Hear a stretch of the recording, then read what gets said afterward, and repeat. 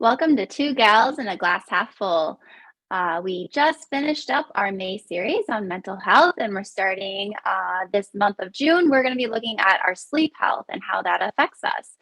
But first, Dr. Jess, what do you have in your cup today? Well, Dr. Bobby, it is early, so I indeed do have coffee with a little bit of half and half, and I have some cinnamon in the coffee as well, just to give it Ooh, a little bit of zazz. Yeah. So, Dr. Bobby, what's in your glass? nice. I have coffee as well, warm coffee, but with a straw. And it is not from Starbucks because as of a week ago, Starbucks increased their prices. So I refuse to pay a ridiculous amount now. Well, it was like 30 cents more, but still, it's over $4 now for like a simple cup of coffee. No way. Right. So Yeah. it is But homemade with a little bit of flavored cream. So it's a little bit of sweetness in there. yeah, awesome. And then with us today, we have one of our former professors. Her name is Dr. Erica Kiernan, and she works in neuroscience. And so, Dr. Kiernan, what do you have in your glass?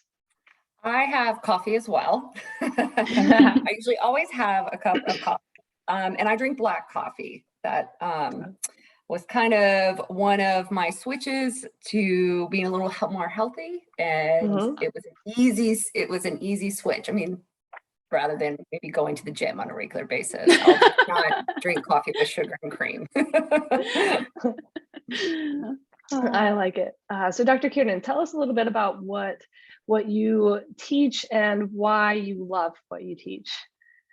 Sure. So Yeah. I currently teach in a doctorate of physical therapy program, and I teach clinical neuroscience. I also teach neuromuscular rehabilitation, the evaluation course, and the an intervention course that's predominantly adults dealing with diagnoses like stroke, Parkinson's, MS. But I would say probably like my pet, what I really love is the clinical neuroscience course. I have always enjoyed kind of that hard science. My way back undergrad was in biology. I've always enjoyed learning about science, but especially the human brain, and really just how it applies to therapy and your functional every day. That little piece of tissue is constantly working. Yeah, that's awesome. I remember that from when we were in neuroscience. You made it super cool. Like, I appreciate Fun, that. very absolutely. fun. Yeah. Yeah. So, with that being said, we thought you would probably be a pretty good person to bring on to the podcast because what we like to do is talk to people that know more than we do about topics that we find interesting. So, Good plan. right. So, why not learn from those around us? So, with sleep, right? The first thing we need to do is just take a step back with sleep and say, like, in general, we have this idea of like, oh, I just go to bed and I sleep and I wake up and and then I'm not sleeping anymore and I'm awake. But sleep itself is actually rather complex. And there's a good amount that happens during the sleep cycle that I think can be undervalued, which is why it's so easy for people to not get enough sleep. And so, because they don't quite understand the benefits of sleep. So that's kind of where we wanted to start is what happens to our bodies when we sleep? What is like our cycles, things like that? Like, what's kind of going on during that we call awake and sleep time. So sleep time. Yes.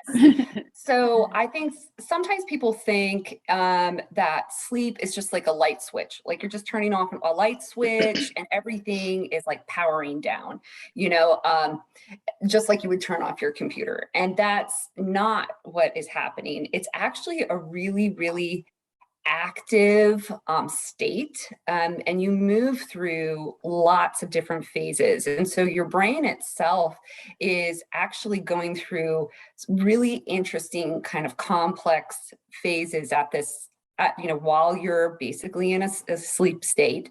And it involves areas like when we talk about our cortex, that's kind of the area of the brain. That's basically when we think of a brain, that's what we think of. But the cortex is where we do a lot more of our thinking processes, especially the area of the brain that's right near the front. So kind of like behind the eyes and the forehead. That's kind of our cognitive processing. But our sleep cycle, or our sleeping in general, is also controlled by areas of the brainstem. And the brainstem is kind of think of it as like the conduit between the cortex and like your spinal cord. So it's basically controls a lot of involuntary function. So functions that occur that we're not even conscious of. We're not telling ourselves to breathe, for instance. Our brainstem helps do that. So we have all this circuitry, this neural circuitry between brainstem, the cortex, that is constantly kind of flipping on and off while we sleep. So the idea that when we go to sleep, everything turns off is not correct at all. Right. And I think, you know, with different experiences that I've had in the past, I can tell when I'm in that like lighter sleep versus that deep sleep versus like when you have those active dreams. Mhm. And so it doesn't feel like the same experience each time. So it's like, oh, well, there must be different things that are going on. And so I think that like then leads into like what is happening during those different cycles of sleep. Yeah, so we actually have 4 stages of sleep, and those are what we consider like to be our sleep cycle. So we have these 4 stages. Now, 3 of these stages are non-REM sleep, so or REM sleep. So non-REM sleep, those are denoted by N1, N2, N3, and there's stages of just slowly and progressively getting into a deeper sleep. So stage like N1, that is very shallow. This is when you're just settling down, and you also can be easily awakened, right? Nothing more annoying than like being in this N1 stage and then like something drops in the room or you hear a sound and you're like, oh, I was just going to sleep. So it's very shallow. Then you start to about 20 minutes in, if you're continuing through N1, you get to N2. And this is where we get to have more restorative sleep. This is why they say like a rejuvenated like nap stage is usually about 20 minutes long, because at least you're starting to hit N2. So that is, again, getting progressively deeper into sleep. And then finally you have N3, and that's your deepest level of sleep. And that usually lasts about an hour. So you want to get to that N3 stage. It's nice and it's really, really deep. And so N1 through N3 are all non-REM sleep. So after that hour, you hit REM, and that's rapid eye movement. That's the stage where dreaming takes place. If you go by the lettering system, in 1 and 2 and 3, REM sleep is considered R, stage R.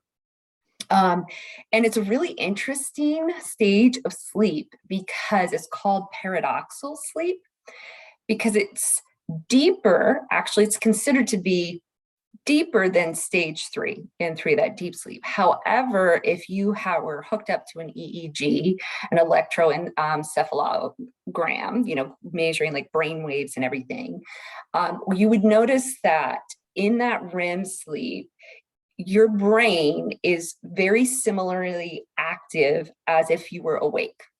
And so on the EEG, it shows what they say is low voltage with fast activity. As opposed to N3 that shows kind of a different voltage and activity.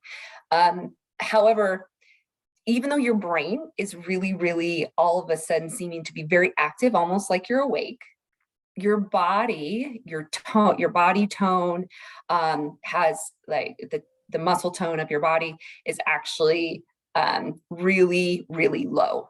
So it's almost like your brain is on like it's awake, but your body is not, if that kind of makes sense. Yeah. And so in REM sleep, this is the sleep, you're actually easily awakened in REM sleep because it does have this brain activity that's very close to being awake. But you get into that after about an hour of being asleep, and then you'll cycle back out. So that's REM sleep. It's not just like you're going deep, deep, deep, deep sleep, hit REM, and then that's where you stay for the night. You actually cycle in and out of that, which is why you tend to kind of wake up multiple times per night. Almost everybody does. Pretty much everybody wakes up during the night. However, you're not usually aware of it. If you feel like you've like slept, oh, I didn't wake up at all, you're actually kind of waking up. You just don't know it because you're easily falling back asleep. The problem is when you wake up and you're like, oh my gosh, and you start thinking about everything in the world. And that is when, but REM sleep will happen multiple times throughout. If you think about it, how long you sleep, if this is occurring every hour or so, you're going to hit REM sleep multiple times. And that is your dreaming state. And it's really interesting because REM sleep, during that time, your brain, the neurotransmitters, the little chemicals in your brain, it's actually producing these waves of activation up to the cortex, so that thinking area of your brain. And that's what's inducing things like the visual imagery of dreams, and those associated rapid eye movements that are occurring. They kind of call it a flip-flop switch, because the in 1 through 3 is inhibiting that connection with the cortex and the thinking area of the brain, kind of like powering down your cognitive thought.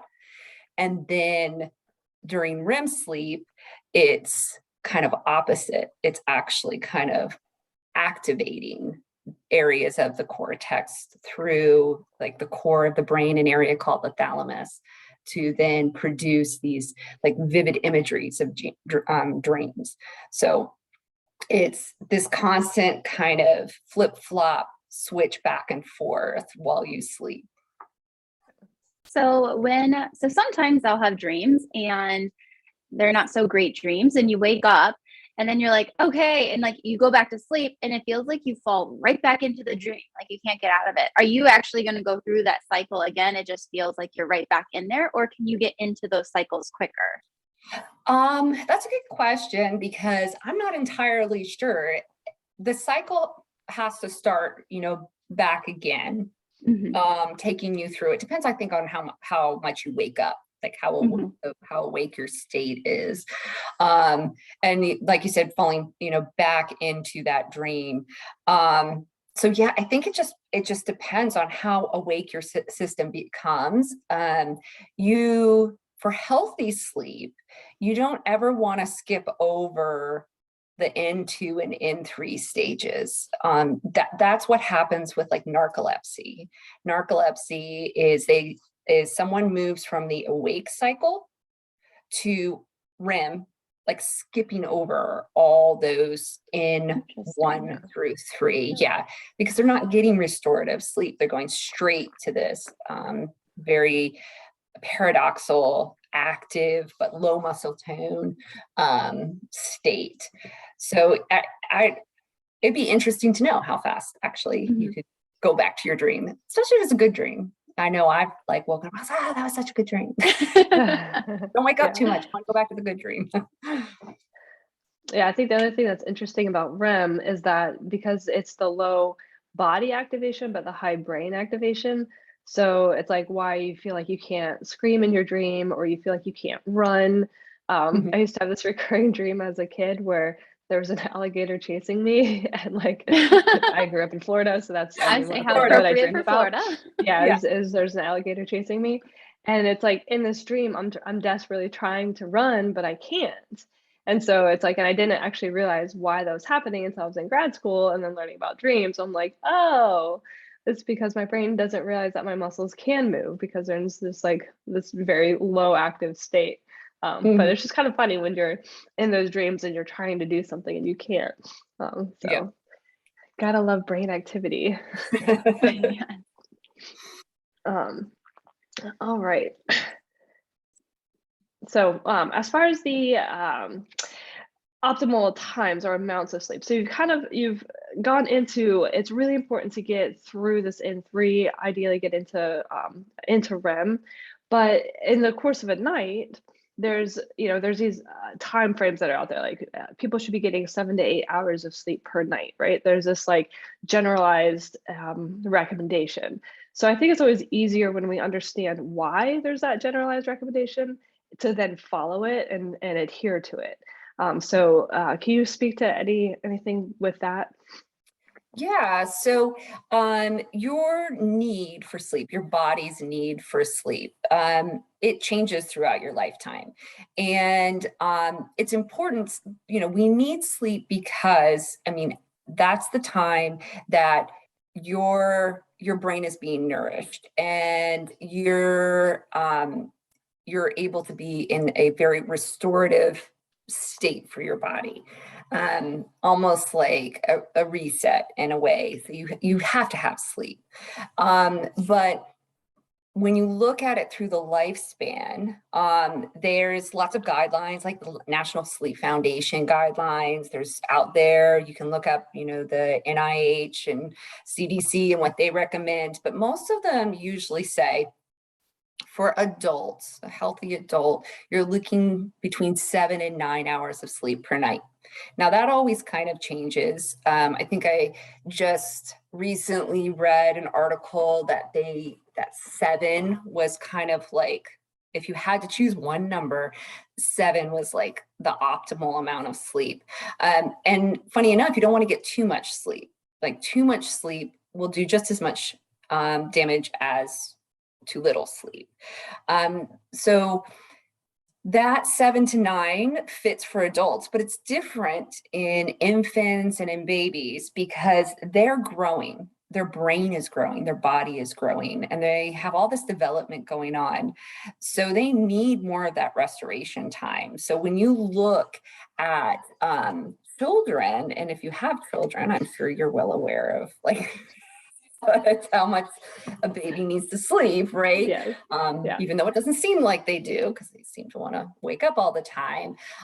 When you're an infant, you really need anywhere from like 11 to 14 hours of sleep in a 24-hour period. And that usually like includes naps. So that's a lot of time. Then when you get up to more of being a toddler, that reduces by just a couple hours, like 10 to 13, again, I'm in a 24-hour period. And finally, when you get up to be like 6 to 12 years old, that's where like my kids are in right now in school age. They usually need anywhere from 9 to 12 hours of sleep. Now, adults, it kind of, once you get into your like early to mid 20s, that's when it's like that 7 to 9 hour. And it stays pretty consistent until you get over 65. And then it's weird, the number just changes slightly. They say 7 to 8 hours per sleep. So it's, why that one little extra hour is interesting to me. I couldn't really, I'm sure if I dug around more why there's that 1 hour difference of parameter, but you can kind of think as a healthy adult, you really should be shooting for 7 to 9 hours of sleep. And of course, that's going to vary from person to person. Some people might need a little bit less if you can, function. Yeah. I mean, I think it's super helpful to like realize that as you're going through the cycles are each doing something beneficial, and then it's as you toggle those cycles together, that's where you really start to feel restored at the end of the night. I know when you're talking about like infants and how they don't like to sleep through the night, that was something that I had to work on to find out what's my balance to keep me sane during the day.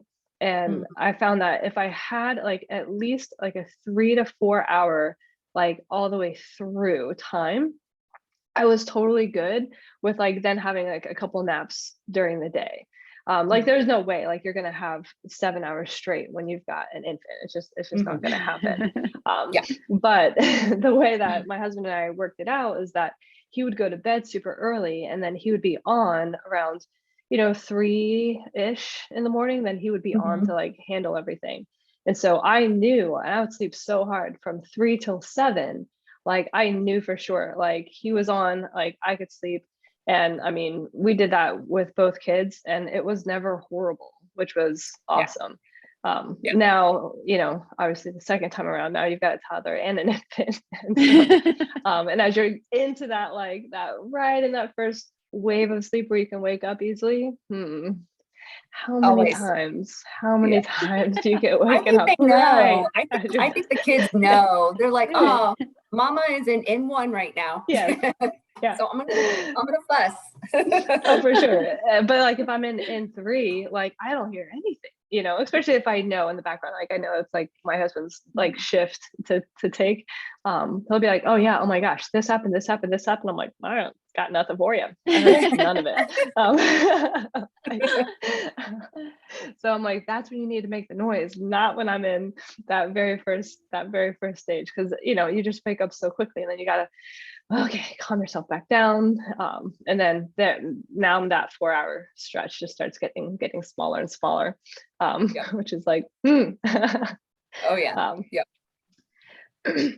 So I think the last question that we had in this initial phase of sleep, to really understand sleep, is understanding the qualitative versus quantitative sleep. Mhm. Meaning, like, is it about how great the sleep is as far as qualitative, or is it about the accumulation of number of hours? Because one of those things that you read is like, oh well, I had a horrible night's sleep, I had all red eye flight and this and that, and then now do I have to get like 14 hours of sleep the next day? So is it like this cumulative effect, or do we still kind of recover the next day even though we had a bad night? Yeah. So it's kind of both qualitative and quantitative. So we have these like, and sometimes I think as humans, we always gravitate to the quantitative because I'm like, okay, I can put a number on that, right? 7 Sure, you hours of measure sleep. it. It's easy. Yeah, it's easy. Yeah. So, that's it's quantitative. Okay, I know that I need about 7 hours, but we also talk about uninterrupted sleep. So, just like when you have a kid and we get used to that for the time being of like, okay, my sleep is going to be interrupted. My normal sleep rhythm is going to be interrupted. But the quality of sleep is also important because like I just came back from a flight, right? And I was feeling the fatigue by the end, because even if I doze on a plane and I'm sleeping, I'm probably not hitting N3. I'm probably not hitting really, really deep sleep, much less going into REM sleep. I'm probably if I'm lucky, maybe I'm snoozing for 20 minutes or so, and I am getting a little restorative. That's when it's like, oh, I dozed on the plane.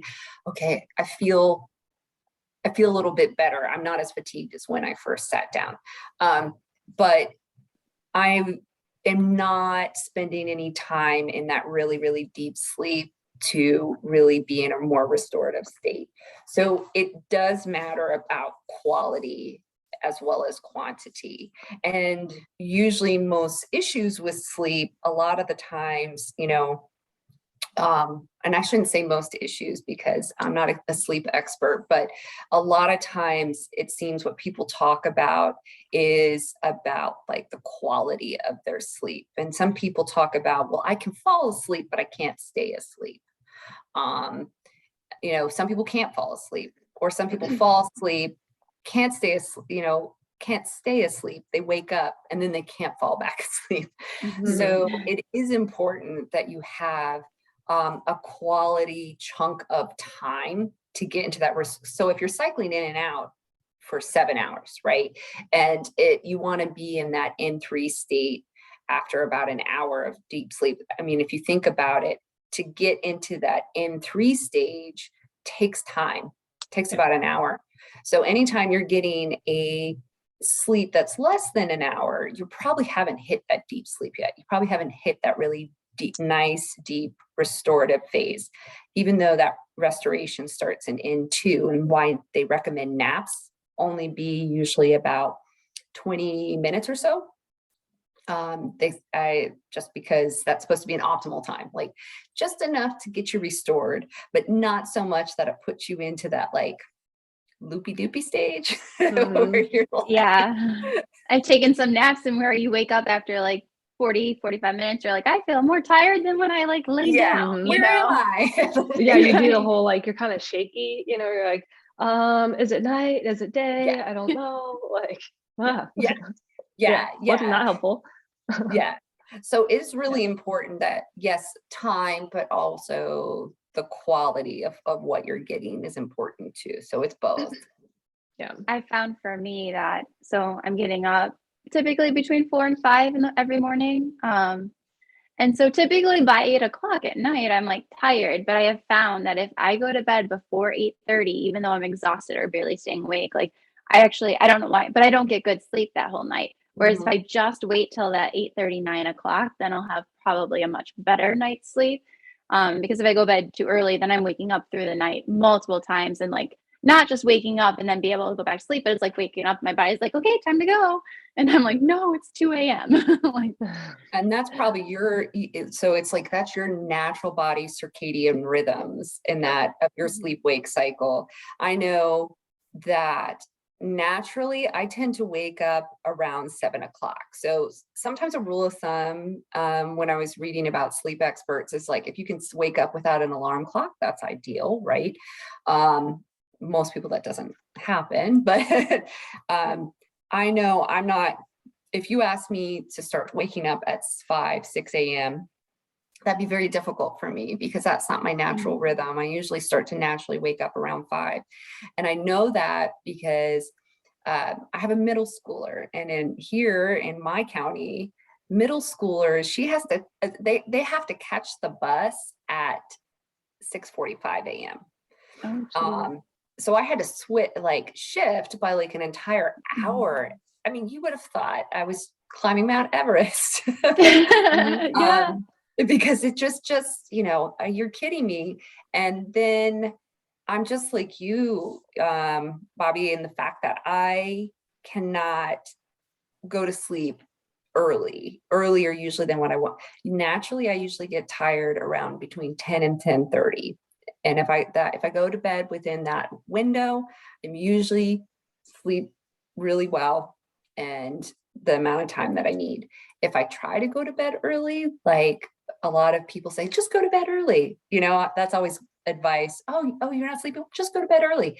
I will maybe fall asleep 9:30, but I will have restless sleep. Usually for a good couple hours, I'll kind of wake up. It's not my natural rhythm. So going to bed too early for me, which I think is probably universal. If you try to force yourself to go to bed earlier than maybe what your natural cycle is telling you, it is very, it's difficult to do. Yeah. But I think you can train yourself as well if need be, your circadian rhythm, and your sleep wake cycle a little bit.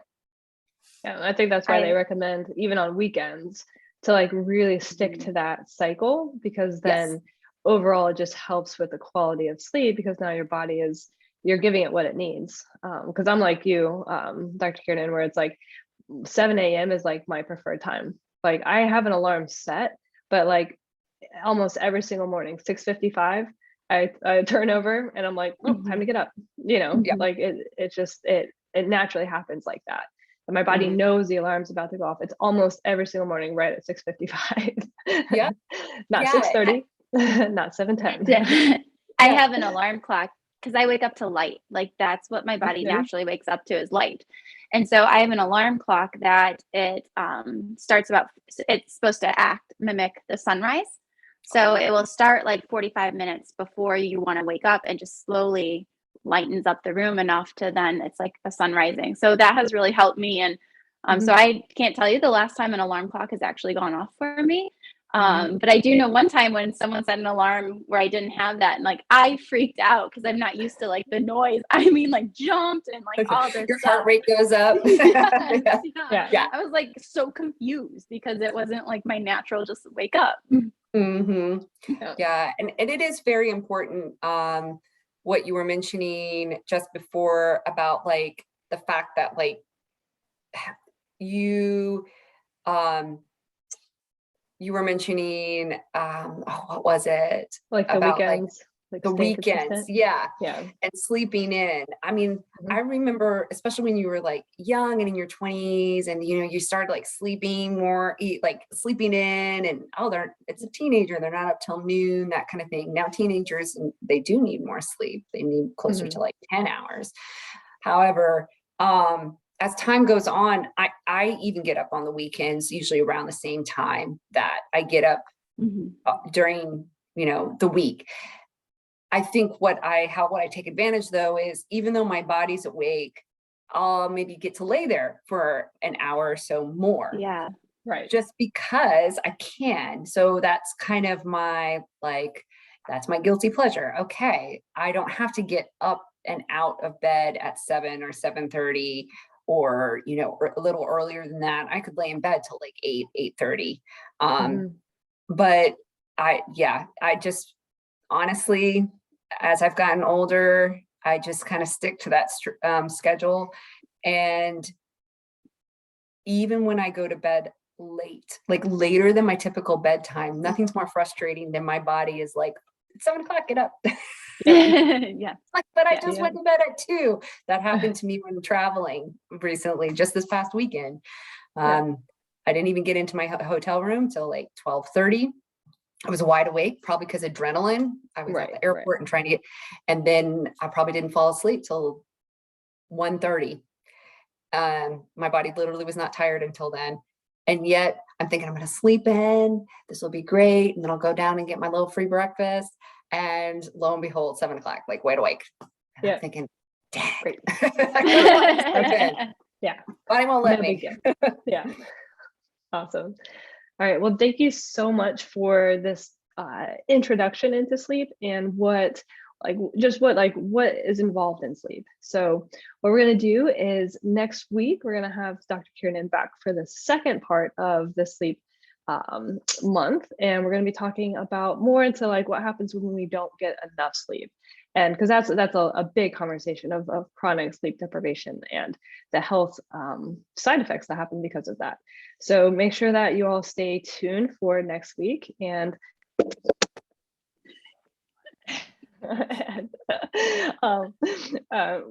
we'll be able to continue to learn more. All right.